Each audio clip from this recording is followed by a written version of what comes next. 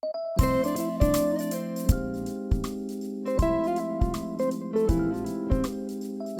there, everyone, and welcome back to week 2 of Podcast Launch Diaries. I am super excited to have you here with me, and it's been a really busy week over the past week since the first video went out last week, developing this new show, Build a Better Wellness Biz, that I am currently working on. So there is a lot to go through, a lot that I've been up to over the past week and that I'm excited to share with you. So let's dive straight into it, and I'll kind of give you an update on where I'm at, what's been happening, and what is coming up in the future. And there's a lot to cover. I'm going to try not to make it too tedious and try to just give the overview of everything while still being helpful, hopefully, to you as you are potentially going along on your own launch journey. And if you are, please leave a comment. Let me know what the show is about that you're launching, when you're planning to launch, what you're struggling with right now, any of that stuff. Please leave a comment, and I would be really grateful for that, as it'll help me, talk about stuff that is relevant to you and hopefully makes your launch process easier as well. So let's dive into it. The first thing, let's just have a look at the hours I've been putting in. So last week, I believe on the update, we were at about 12 and a half hours that I'd logged working on this show development here. And so you can see now in the past week, I'm up to 30 and a half hours. So there's been about 18 hours there that I've put in over the past week on developing this show. And let's have a look at what the breakdown is here. Okay, so here in the past week, like I mentioned, about 18 and a half hours. And so let's look at the breakdown here. So the big part of it has been website design. So let's jump over to that. You'll remember last week I showed you a kind of mock-up of the website, and I've put 4 hours into that over the past week. And so really, it's going to look pretty much exactly the same here. I moved it over. I was trying out a new web building platform called Webflow, which you can do a whole lot more with, but I am not a expert in it. I was just kind of playing around with it and potentially learning it. It's a tool I'd love to have a website built on in the future, but I realized that the amount of time it would take me to be able to learn how to actually use that tool effectively to build a website on it was just really not feasible. It was going to really hold up the whole launch process. So I decided to go back to WordPress and the Divi theme, which I know and love. And so I can build a website really quickly using Divi. And so I switched everything over here. Didn't take that much work because I already had the layout, just kind of copied and pasted the text, did some formatting. So this is the website. It's now live, so you can go to betterwellness.biz and go here. This button leads to just an opt-in, which is on ConvertKit landing page. And so this is just to, keep people in the loop who are interested about the show launch. I'll send out notifications when the show is live and getting ready to go live. So that is what that is. This button is the same. And then I also have set up a listener question page here. And so this is using SpeakPipe. If you have not heard of that before, that is a great tool to allow people to be able to submit their voice recorded questions to you right on your website. So I set that up as well, and kind of surprised actually looking at this that this took me 4 hours, but I think actually a lot of it was setting up the domain through Bluehost I used, and setting up all those redirects and the back end of WordPress, uploading all the plugins I normally have. All that kind of stuff is actually what really took the bulk of the time there. So I haven't done too much on the site yet, and I want it to be a pretty simple, straightforward website layout, and be really obvious about what the calls to action are, what I want people to take, where I want them to click, and all that kind of stuff when they're on the site. So it is probably, at least for a while, not going to be a hugely complex site, and that is by design. So along with kind of the website side of things, I've also been working on a little bit of the kind of visual identity stuff. So I've built out a few more just graphics and things like that in Illustrator here. So that is coming together. That's actually something in the next week I want to start building out a lot more of these types of visual assets. So that will be coming up. So yeah, that's where things are at with the website, where a lot of that time went. this one sheet creation, this was actually the big thing I've been working on all week, and this has taken me a lot longer than I thought it was going to take. And so that is over here. And so basically, this is a work in progress. I'm probably going to just take new photos specifically for this page. But basically, this page here is basically something that I'll send out when I'm looking to guest on other shows to help the hosts get to know a bit more about me and kind of sell them on why I would be a good guest. And so it's almost a sales page for myself, kind of specifically for podcast guest appearances. So I recorded a video. It's like a 2-minute version of my life story, so people can get to know me and see me on camera, get a bit of a vibe for who I am.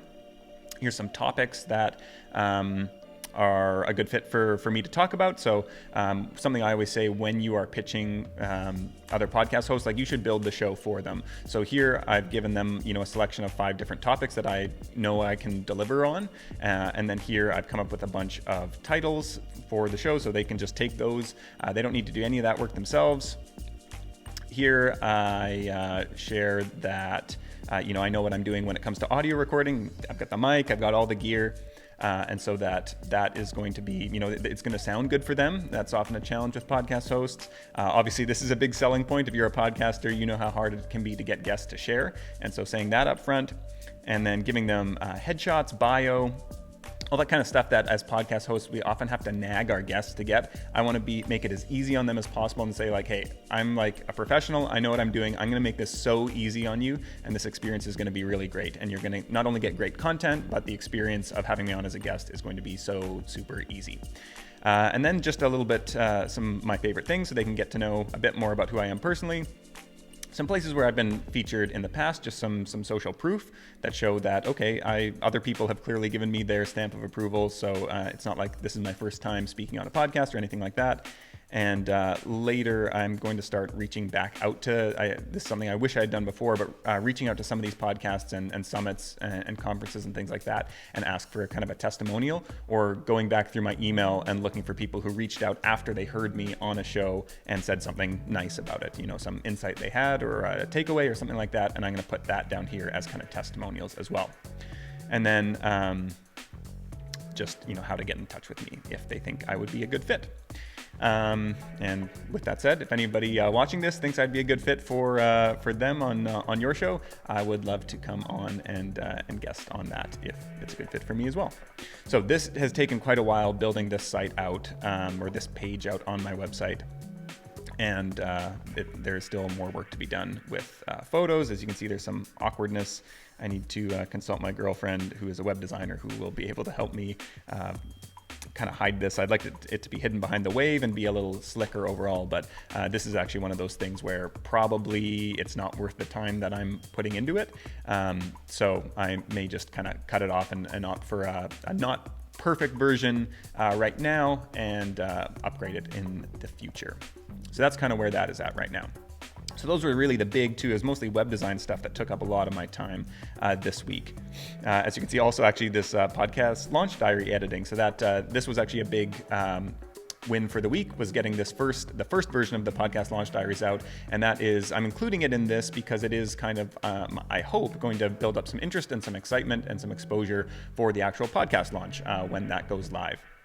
So that is kind of included in this launch plan and show development as well. And actually, there was a whole bunch of stuff related to that. We've got a few hours here of setting up the email marketing, the opt-in, all that kind of stuff, the recording and the editing there.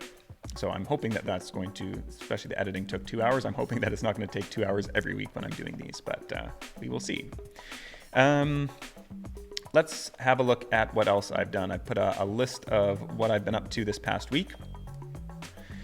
So we've talked about the podcast launch diaries, which I've been doing. We have talked about the one sheet. I also created a welcome email sequence for new subscribers. And so this is looks like a 7 email sequence here.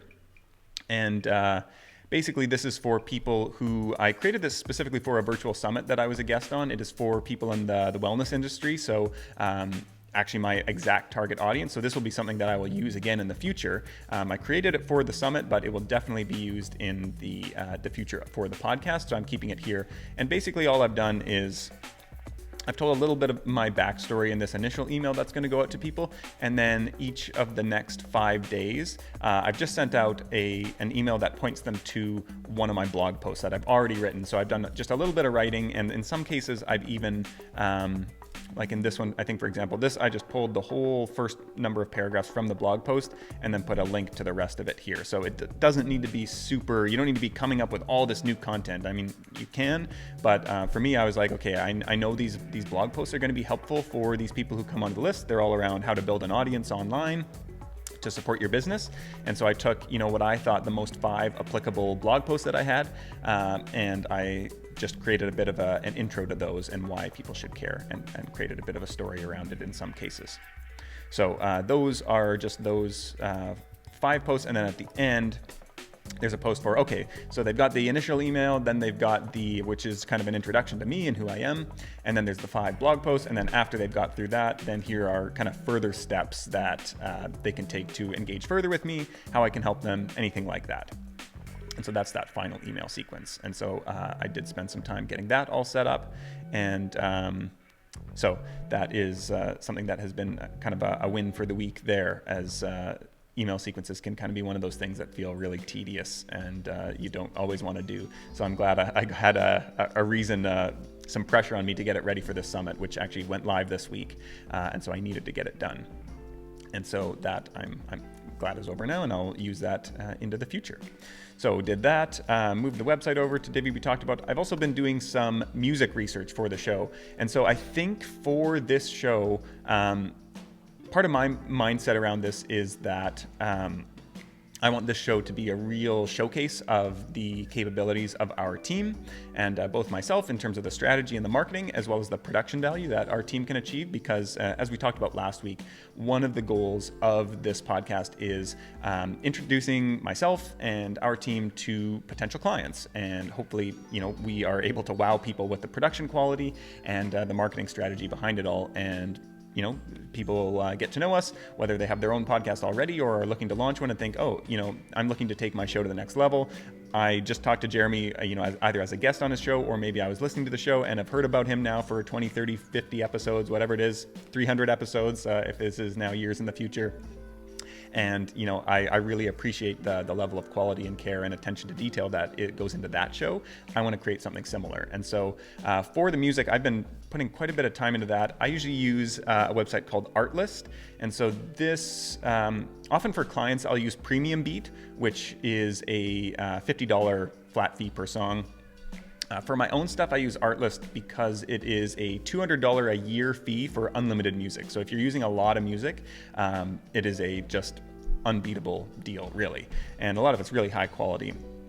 Now, I think for this show, as I talked about, I do want this to be really stand out and high production quality. I think I'm probably going to commission a new song from a musician to create for the show, so that it is completely unique and nobody will have ever heard it anywhere else. So what I'm doing kind of with my music research is just kind of narrowing in on some reference tracks that I can send to someone and say, like, okay, I'm kind of thinking of something along these lines. What can you create something that is unique but very similar to these songs? So that's kind of the route I'm taking right now. I'm not 100% committed to that yet. Over the next week, that's something that I really want to get kind of locked down and decide, like, okay, what am I doing? Do I need to reach out to someone, and who? So I have a background in audio production, music recording, and production, so I do know a lot of musicians, and so I'm hoping to reach out to someone there and kind of commission them to create some music for the show. I don't know what the cost is going to be for that yet, so that may be a deterrent. But I'll update you when I know, when I get some quotes back from people on how much that would be and what that process looks like, as I imagine that some people would be curious about that as well. But I've been putting together a list of songs and kind of have a couple different vibes that I'm like, well, it could be like this or it could be like this. So I haven't quite decided yet what I want that vibe of the show to be. So that over the next week, I definitely want to get that locked in so I can start kind of putting together episodes and really have things come together. So, music research. I also did my first interview this week, which was really exciting. It was with a past client of ours, so it was kind of an easy entry interview. As someone who I know, her name is Jen, and we always just have fantastic conversations. And as a client, like whenever we have check-in calls or consulting calls or anything like that, we just have like, we could go on for hours. And so I knew that she was a really great, that she knew a lot, that she was a great guest because she had so much to offer. And she actually has a really great story about how she 10x'd her practice revenue by starting a podcast within a year, which is, not something that everybody can do, definitely. But in the show, we talk about, how that kind of worked for her and why she was able to do that, and what the strategy was there. So that is, a great first episode. And we talked for about 45 minutes, and I wish we had at least another 45 minutes to talk about that. So that feels really good to get through that first interview. I was kind of getting a little jittery and feeling a little bit nervous about, getting everything done in time and wanting to get started. And now that the ball is rolling, now that the guest outreach is happening, and I've done the first interview, and next week I have the second interview, and then the interviews really start coming through the second half of July. So I think once we get into that kind of flow, then I'm going to kind of settle down a little bit and be like, okay, everything's happening, everything's getting done. And I'm feeling, maybe more confident as an interviewer. I know that doing this interview with her, she's very well spoken. And so it was really easy on me, but I was really happy with how the structure I'd planned out for the interview kind of came out in the interview and the result that we got out of that. So that was really exciting, and I'm glad to have the ball rolling there on that actual content creation. I continued sending more guest invites out. So if we jump over to Airtable here and look at my potential guests here. So looks like I have done outreach for 17. I've reached out to 17 people so far, and I think there's actually a few that I haven't added to this list yet. There are people who weren't actually on this list initially, but I knew them through Facebook or referred to them or something like that. And so far, I have 12 interviews confirmed, and this one with Jen that has already been done, and then a few other people I need to follow up with. So I'm feeling pretty good about that there are 12 episodes that are going to be, some of those aren't scheduled for till after the show launches. So those won't all be ready for launch, but a number of them will be. Most of them will be. I think probably 10 of these I'll have already done the interviews before the show launches. And so I'm excited about that. That feels really good to be proactive on that, because that can be really stressful. And this is something when launching a show, I would recommend you have 10 episodes fully recorded, produced, finished, edited, everything before the launch. And that just gives you so much of a buffer. And I'm really going to make an effort to stick to this kind of batching strategy, so I can batch maybe 10, 15 episodes at once over a week or two, and then not have to worry about recording new episodes for the next couple months even. And I would really love to be able to, do maybe one episode recording day a month and just get all of those done on that day, and then not have to worry about that for the next month or so. So that's my strategy going forward. We will see how well I'm able to stick to that. That's what I've seen with our clients have the most success, is those who are able to be consistently ahead. And just from a time management perspective, if you're able to chunk these interviews into big blocks, it makes everything so much easier. So that is something that I'm really shooting for here. The other thing while we're in Airtable here that I did was I brainstormed a list of solo episodes. So I have a list here of 50, it looks like. Yep. So 50 episodes that I have brainstormed that I want to talk about personally as solo episodes. Most of these are just pulled from blog posts that I've already written in the past. And so they're not completely new content, or at least not new ideas, but they're things that I want to explore more on the podcast medium. Some of these posts were really short blog posts, maybe like, a 2-minute read or something like that. Most of them aren't super long.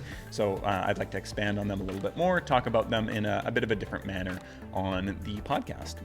So it's not taking completely new ideas. And so now looks like I have 150 almost episode topics lined out.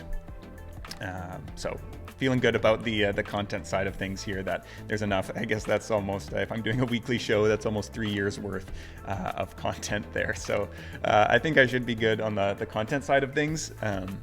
And that's something that I feel is really important, is having that clarity early on and knowing that, okay, I'm not going to run out of content here or things to talk about. And so that is feeling good there.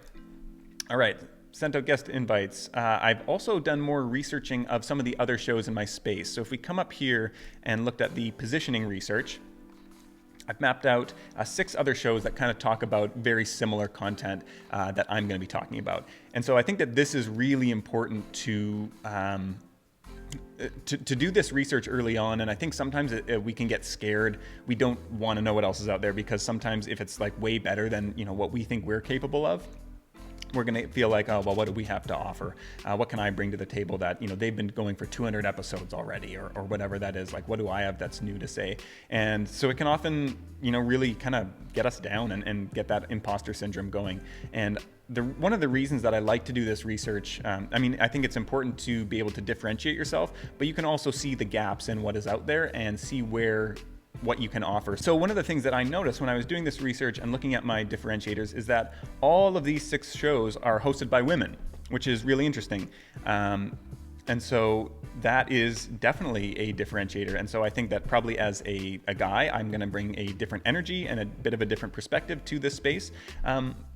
One of the other things is that most of these shows, I believe actually all of them, are all hosted by wellness industry practitioners and entrepreneurs. Like, they came from the wellness industry and then became more like podcast hosts, coaches, those types of things, to teach others in that space, where I'm kind of bringing an outside perspective. And so I have not owned a wellness business. I am not a practitioner or a doctor or anything like that. But I come from the marketing background and an online business background, having worked with dozens of different wellness business owners. And so there's a bit of an outside perspective, which is something that I found is really my sweet spot. Even going back to my days producing music, I produced a lot of or a number of records where they were in kind of genres that I didn't listen to a lot of, but had the artists, the clients who had come to me, they really liked what I'd done with other similar projects, and kind of bringing that outside perspective. And so I think that that's going to be a huge value to me and a differentiator. And so that's something that, I came out with a number of different differentiators here. Higher production value. I want to bring more data, stats, and kind of transparency to the show than I've seen and heard on others. And then I'm a bit of a philosophy nerd and like to think at the big picture philosophical level about a lot of the concepts about business building and marketing. So I want to bring some of that side of things as well. And if you're on my newsletter, my Listen Up newsletter that I send out every week, then you probably already know that I like to think about the big picture things a lot of times, in addition to the tactical and actionable things. Usually I put that stuff more in the blog, and then the newsletter is like bigger picture, broader, more philosophical type of content. So I want to bring some of that to the podcast as well. So along with the positioning research, this goes kind of hand in hand. There's an exercise that I like to do. It's called I call it the best in the world exercise. And it's basically thinking about like which tiny, narrow sliver of a group of people can you conceivably become the best option in the world for, where there is no one who can serve those people better than you can. And so that's something I did this week, where I outlined a number of traits about the people, my ideal target listeners, and what will make me the very best choice for them, or what will make them, the perfect fit for my show. So looking at some of these things, that is another aspect that I've done this week, and I recommend that everybody kind of dial in on that. And I have a blog post about that as well that goes into that in more detail. I talk about that all the time, actually. Then I have also done a rough funnel outline. So let's see here. So this is just my rough funnel here. So we've got podcast listeners. I'm going to have a lead magnet here. I was going to do an industry report on basically how wellness businesses are marketing and what is most effective. And so that's kind of my idea right now. I want to get clear on that in the next week. That will lead to my email list. Then I have a number of paid products that I will offer. And then from there, I hope that some of them will become clients at some point. So that's kind of the general, just rough funnel breakdown of what I'm hoping for there. So we've done that. Let's look at what else. This is done a lot this week. So we did that. We talked about setting up SpeakPipe. I've been taking a Facebook group course on how to run a Facebook group effectively. So I already have one for podcasters, but I want to start a new one for wellness business owners. And I know that there have been some mistakes I made with the podcasting group in terms of setting it up, and especially in terms of setting up in a way that converts people to leads and clients and customers in the long run. So I want to be very intentional about that with this new group, and that I want it to be a really valuable resource, but I want to understand, okay, if I have something that can help these people, what's the best way to get it in front of them and pitch them on that without being sleazy or anything like that. And so that's something that I want to be really tactful about and really intentional about. When I'm growing this group, I want to make sure that the content is relevant to people, that it's being, really valuable, but then also tactfully providing, next steps. Like if you're already getting value out of this and you want to go further, work closer with me, here's how to do it, but without being salesy. So I think that's kind of something that, all of us kind of struggle with at times. So this group, it's called Groups for Profit, I think. It's I'll put a link in the description, but it's a friend of mine has created it, Arnie Giske, and he's got a great Facebook group called Millennial Entrepreneur Community, I believe. Fantastic group. He's just a master of Facebook groups, and this course is just an incredible resource. So I'm excited to go through that, and I've been working through that this week. I've also formatted or outlined the episode format. And so this is, we've got here just a visual of how I want the episodes to kind of be laid out. And I find that this is just helpful to have it on paper so I can kind of think through, like, okay, when I'm doing the interview, where are there going to be cuts? How is everything going to flow into one another? And I think this is important to do early on because it will change how you do the interviews. And so a lot of times you can start doing the interviews one way and then you realize, like, oh, I was actually going to, I needed to prime people in the intro, or like we don't need to talk about this 10-minute thing because I'm just going to summarize that in a little bit in the intro. I don't like starting my interviews with like, so tell me about you and your background, or if I do, I just cut that part out.